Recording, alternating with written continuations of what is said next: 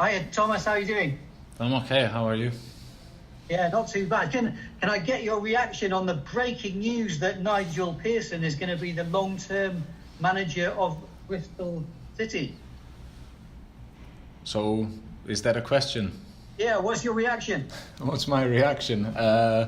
Obviously it's positive for everyone around the club and within the club that we know who's going to be our manager before the pre-season starts. So it's going to be all in a normal way of having pre-season and start of the season.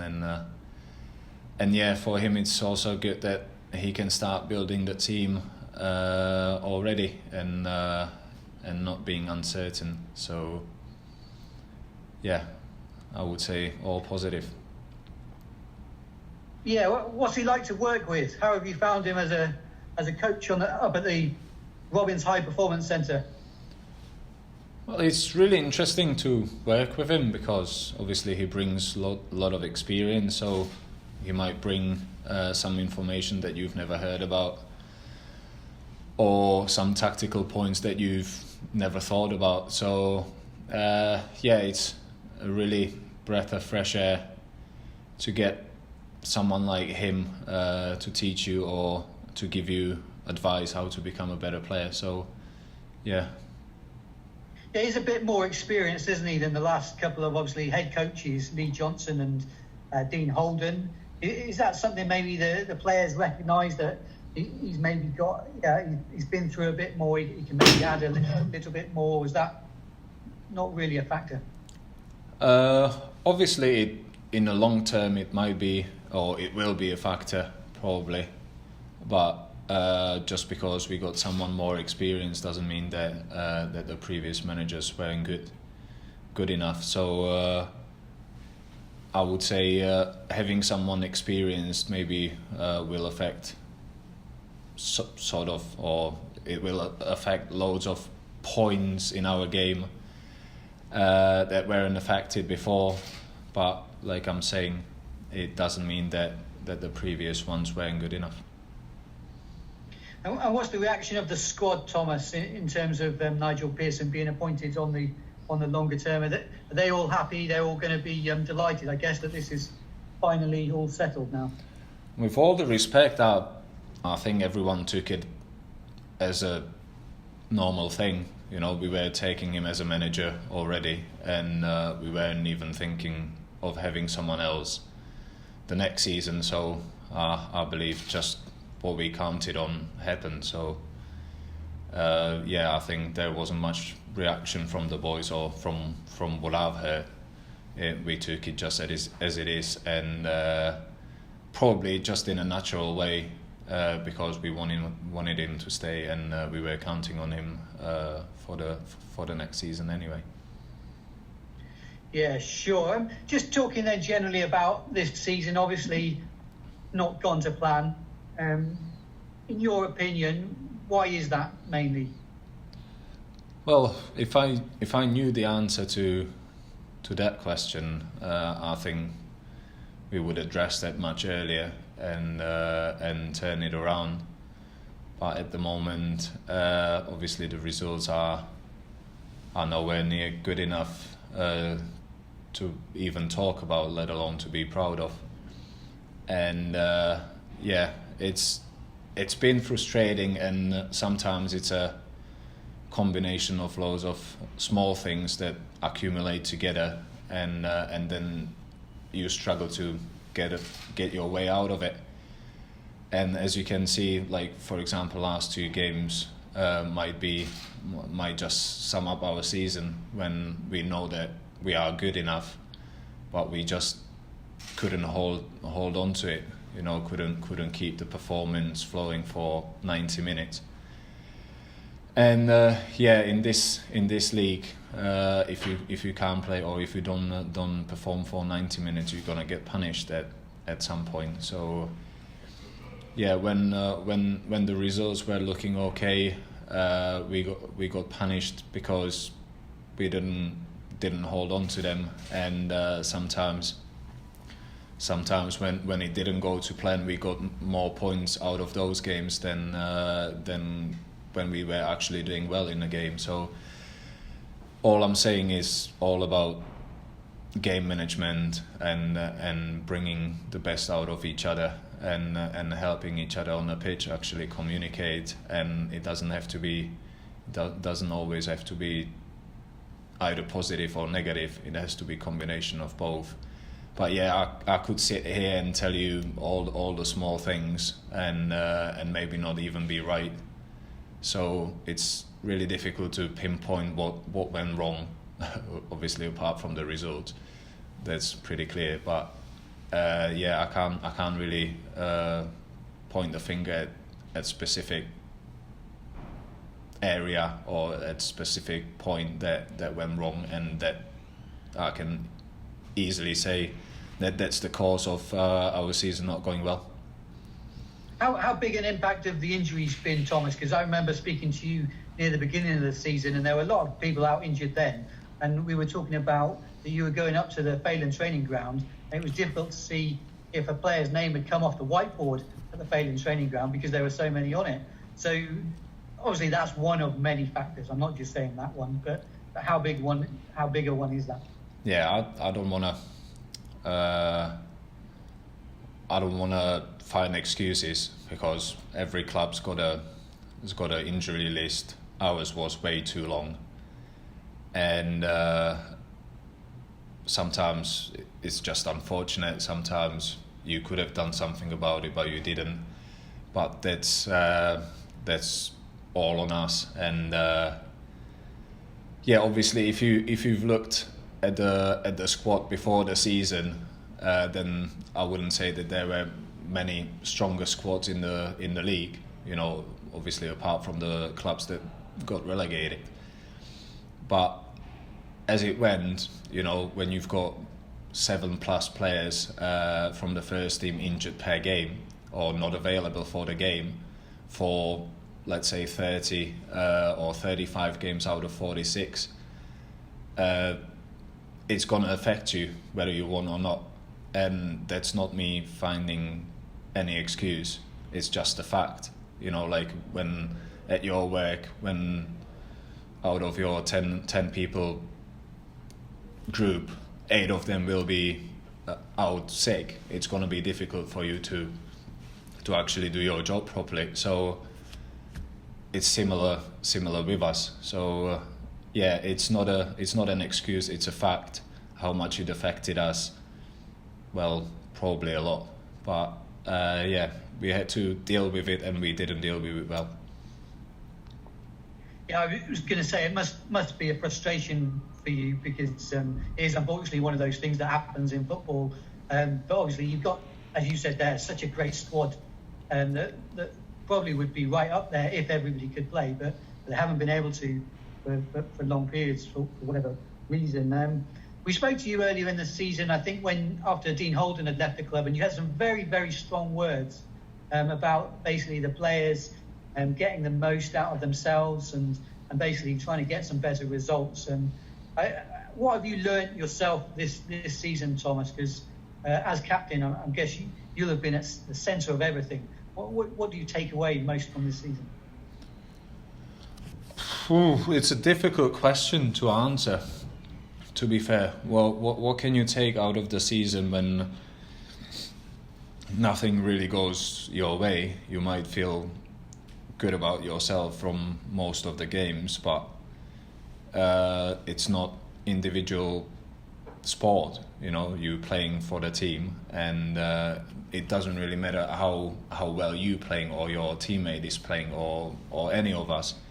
It's always going to come down to the team, and that's probably actually the answer to your question, because it just proved that this game is more of a team game than any other, and it can't be that one performs at his best 3 times out of 5, the other 2 times out of 5. It has to be 4 games, 10 players will perform out of the best or their best, and then we can say the team can do well. So out of this season, I can't really take much because apart from, I don't know, 40 games played, yeah, that's nice on a CV, but not when you look at the results. So yeah, it taught me that you have to be a team player and you have to give everything for the team, because if you're gonna think just about yourself, it's not gonna bring you results. Yeah, the results obviously have not been good recently at all, and Nigel Pearson has questioned at times some of the senior players and saying that he's needed to bring in the young players at times to almost get a reaction, or because maybe they've been better than some of the senior players at times as well. Is that a fair criticism? Is that something you recognise? I didn't hear that comment, and obviously he's got the right to have opinion, and at the moment obviously nobody's performing well, so it doesn't really matter if you're a senior or a youngster or less experienced. Let's not call the boys youngsters. But yeah, he's right.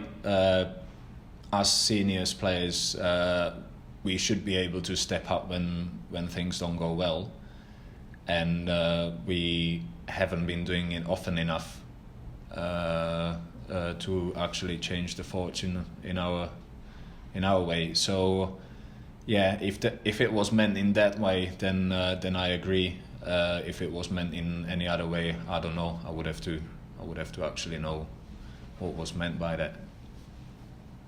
And just on yourself, Thomas, how do you rate your own performances at the moment? Obviously, with the way we know football is today, everybody has their own opinion, and they put it on social media. Some people have questioned your performances of late. Would you accept that at all? Like,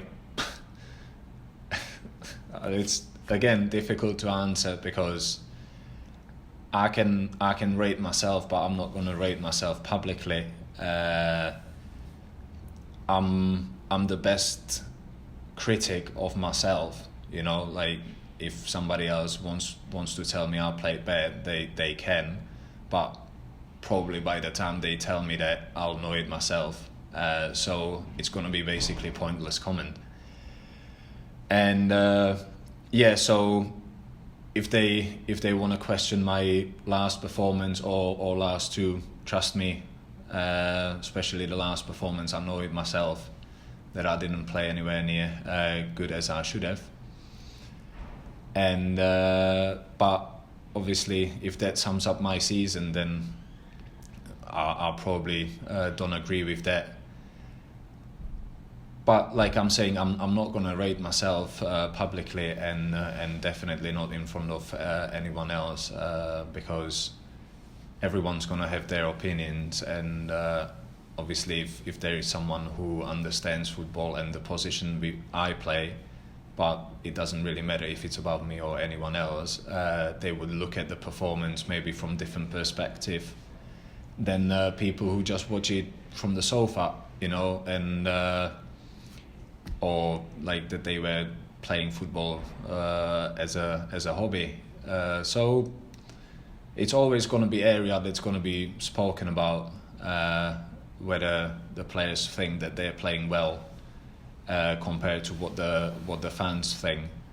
And again, we can be here talking about it, and I can be explaining what are my points of view and my performance and what is my perspective, and I can be listening to the fans what their perspective is, and I get their frustration because they've got the right to be frustrated, and yeah, we haven't done this season much for them to be proud about us. Yeah, sure. I'm sure a lot of them recognise and appreciate your honesty always, Thomas. And just want to ask you, in terms of the future and everything, what do you think this team needs to be able to make that step up to the top six? Obviously, it's been a few years now. The club is trying to get into the Premier League. Not too far away the last couple of years. Obviously, this year has got back a bit. You've got promotion on your CV. You know what it takes. Where does the club need to go from here to make that jump? Again, it's it's not for me to say what needs to be done. Obviously, there are loads of things behind the scenes that need to be dealt with. One of them was knowing the certainty of the manager. That's been sorted, and loads of other things. You've got loads of players running out of contract, so obviously at the moment people might be questioning like who's going to be in the team, who's not going to be in the team. So obviously that it's none of my business. So, but just my opinion is that needs to be sorted out as well, and then bring maybe some additions. But again, it's not my business anyway. So we just need to create a team that's gonna be fighting for each other. We need to work as a team all the time and actually accept responsibility that we're not representing just ourselves, but much more than that, like the club, like the fans, like the city, and the area in general. Sure. Just final question for me, Thomas, and it's not Bristol City related actually, but I just wanted to ask you about Euro 2020 or 2021, I forget what it's called now, but how important is that tournament to you coming up? And obviously you played England in a friendly, didn't you? And maybe it wasn't the best game for you. Did the guys mention that? Was that the one where you scored an own goal? And yeah, how big is that tournament? How important is that tournament for you coming up? I'm not really sure why it's relevant to bring the game from 2 years ago when I scored an own goal, when I played many other games for the national team in a qualies and we won. So not sure if me scoring own goal in Wembley and losing against England is relevant to that question, but for me, really, it is important tournament. Like there is no question about it. There will be the most or the best players in the world, and I want to see and compare myself to them or against them, and yeah, it's gonna be. I've never been to Euros, so it's gonna be another experience, another thing on my CV that I can be proud of. So yeah, I'll take it as an honour to represent my country, and hopefully we'll get further than everyone expects us to go to. So yeah, it's going to be interesting, and even if it goes down just to the 3 games in a group stage, playing against England, Croatia and Scotland in a group, especially for me in Scotland and in London, is really, really nice and really nice touch to it.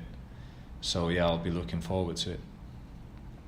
Sure, yeah, apologies, maybe I should have explained that question a bit more, that obviously with the Czech Republic being in England's group and how you faced against England previously in the past. And yeah, but anyway, good luck with that tournament and Thomas, and thanks as ever for fronting up. No problem.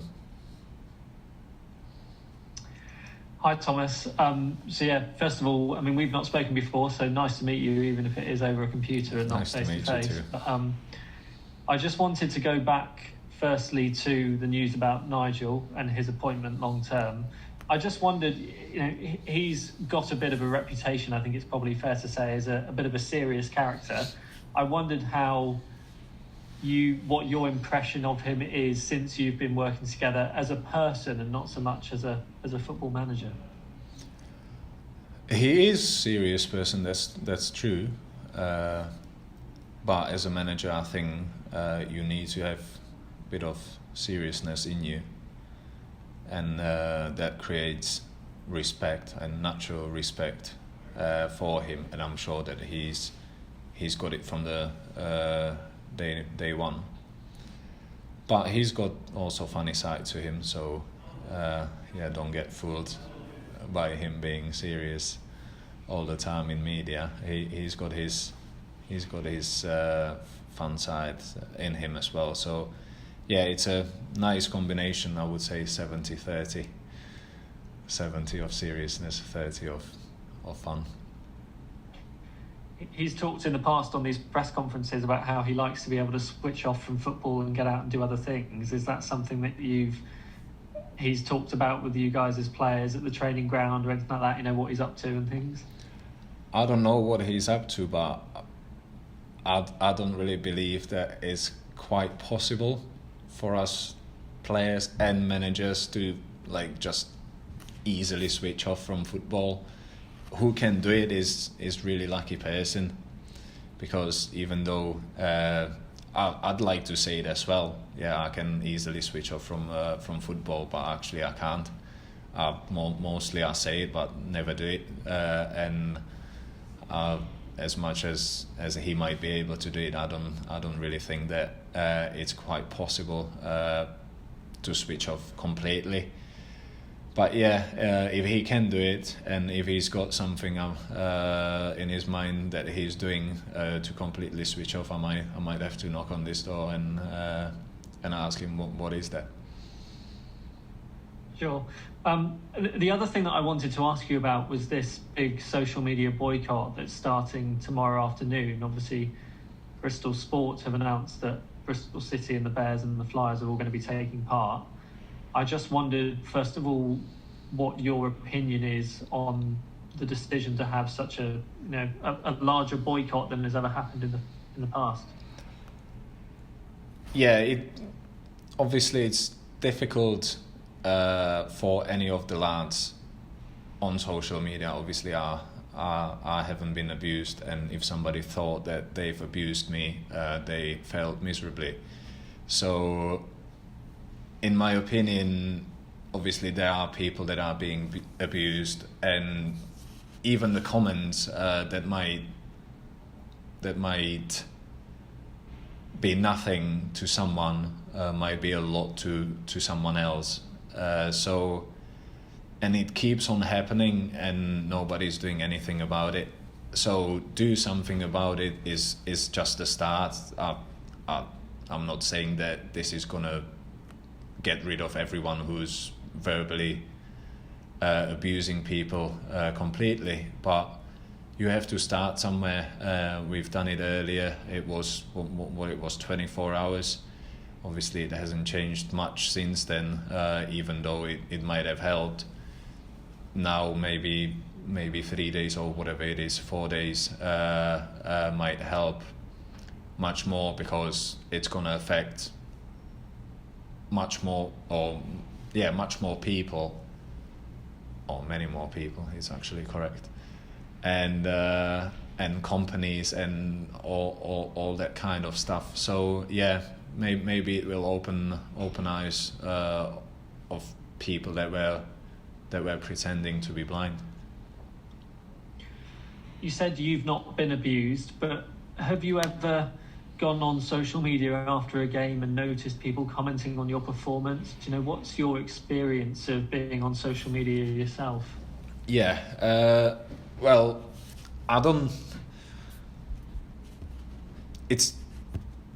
there is a fine line in between overstepping what is your opinion, because everyone is entitled to have their opinion, and if they think that I'm really bad player, there's nothing stopping them from telling me that. And if I don't want to be seeing it, I shouldn't be on the social media. So I have to look at it that way, because if I don't want to see that, I shouldn't be going there, because it's a social platform and people can have their opinions as long as it's normally worded. It's not attacking anyone's family, anyone's personality, anyone's feelings, because us as a footballers, we need to accept criticism, especially when it's correct, so I'm not the right person to actually make any philosophical statements about it, but it needs to, people that want to abuse people need to know how to word it for them, or for it to be acceptable, because there is difference between abuse and saying your opinion, and I think that's the main point that's causing the problem, because like I'm saying, there is a fine line in between. Sure, and just last one from me. Obviously, in terms of City players and racial abuse, Famara has faced abuse in the past. I've spoken to Jay De Silva about issues before. In your role as captain, have you felt the need, have you ever taken on a role, if you like, of helping to support them and players in general across the club? Again, it's... Yeah, at the start, I was obviously doing it, like I'm saying, I've never been racially abused, because obviously insulting white people is something different, in my opinion. But I've been taking the knee and supporting the boys at the start to show them my support in general. Obviously, taking the knee didn't really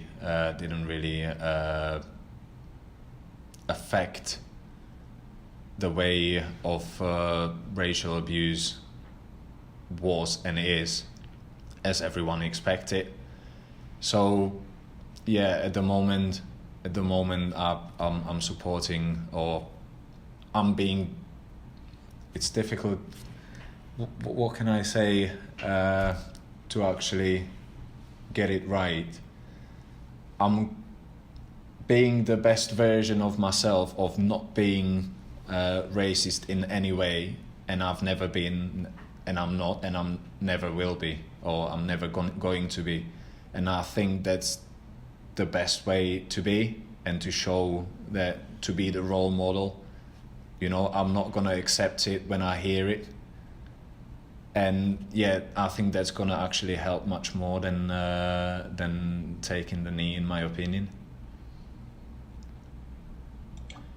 Sure. Thanks for your time, Thomas. We'll leave it there. Good luck for what's left of the rest of the season. All right. Thank you.